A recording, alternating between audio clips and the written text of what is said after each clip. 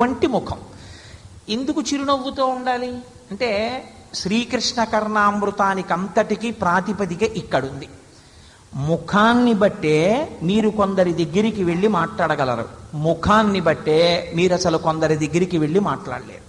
ఒక ఆయన బిర్ర బిగుసుకొని మహాగంభీరంగా కూర్చుని అయ్య బాబోయ్ వెడితే కొడతాడో తిడతాడో అన్నట్టు ఉన్నాడు అనుకోండి, అసలు లోపలికి వెళ్ళడానికే సగం మంది సంశయిస్తారు.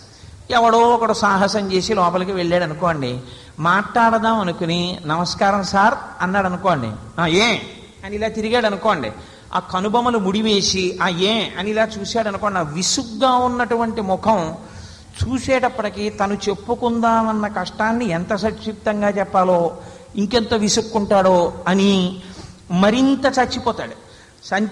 ఆ బెంగలో అసలు నోట మాట రాదు. ఈ నోట మాట రాకపోవడంలో ఏమవుతుందంటే ఒక